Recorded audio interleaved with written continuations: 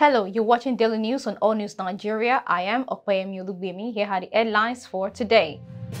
Investigation review Obi won in Rivers, not TINUBU. Former ZAMFARA governor tackles RUFAI OSENI on live TV. United States convoy attacked in Anambra.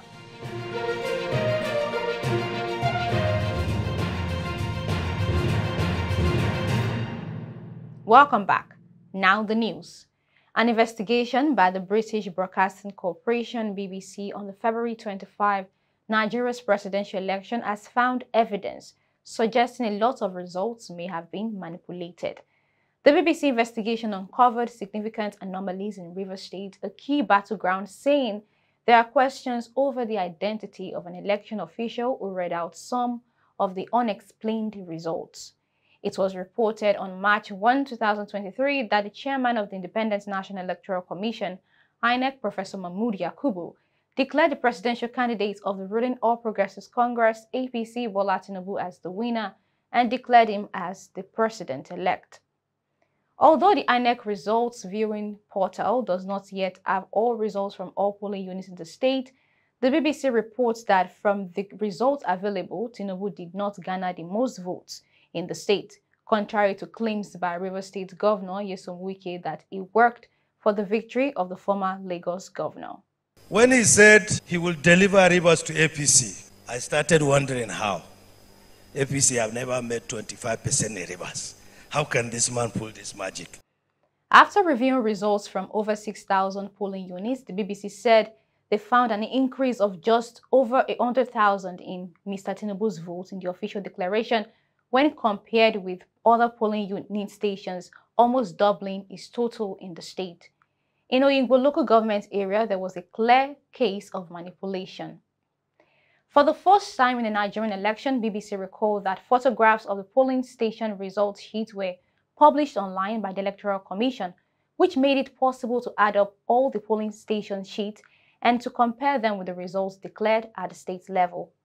But after adding up the voting tally sheets from over 6,000 polling stations in Rivers State, where many of the opposition complaints had been made, he stated that while the official results in the state gave a clear majority to Tinubu of APC, his tally suggested that Obi of Labour Party had actually received most votes in the state by a wide margin.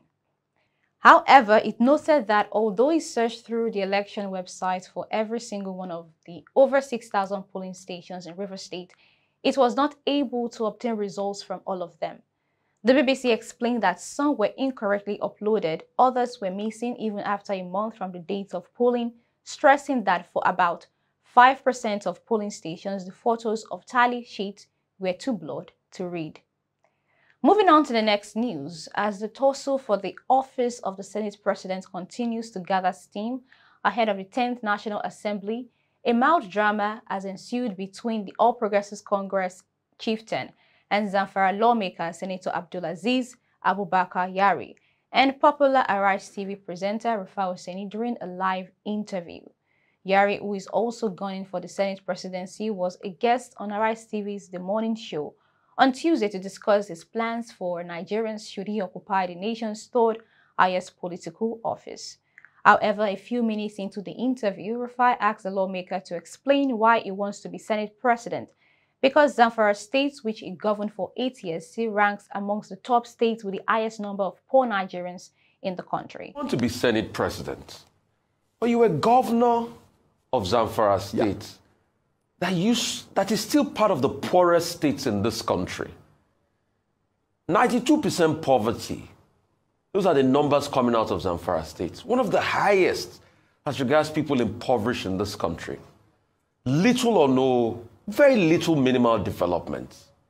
But you are a man that lives in a lot of affluence and wealth. Even recently at a book launch, you gave 250 or close to 300 million naira to somebody at a book launch. A lot of people are saying, why didn't you spend a lot of effort in fixing your state and at least improving the poverty prospect when you were there? And what qualifies you now to want to be the Senate president?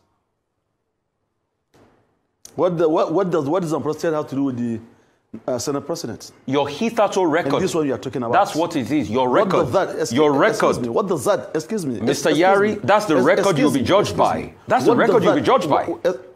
That's your record. Excuse me.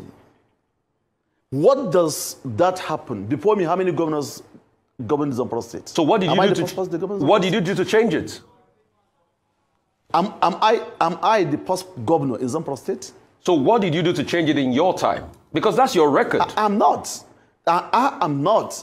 Quite interestingly, the question did not go down well with Senator Yari as he proceeded to tackle the TV presenter for bringing his record as former governor into the issue. Finally, on the news, 4 persons have been killed following an attack on the United States consulate staff convoy along Atani Osomale Road in Anambra State on Tuesday. The spokesman of the Anambra State Police Command, Tobechukwu Ikenga, confirmed the development in the statement but said no U.S. citizen was in the convoy. While expressing the command's regret over the convoy's entry into the state without recourse to the police or any other security agency in the area, the spokesman assured that the police won't be deterred in their battle against insurgents. Such battle, he noted, will remain sustained until such a time security stability is fully restored. In the wake of the attack, the United States National Security Council spokesperson John Kirby said no American citizen was affected. I want to ask you about a developing story. We're just now hearing reports about an American convoy in Nigeria coming under attack. What can you tell us about it? Don't know a whole lot. I just got informed about that here before coming on out to talk to y'all. It does look like a U.S. convoy vehicles was attacked. What I can tell you is that no U.S. citizens were involved. And therefore there were no U.S. citizens hurt.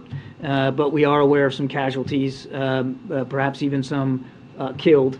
But I don't want to get too far ahead of where we are right now. It just happened, and the State Department's looking into this.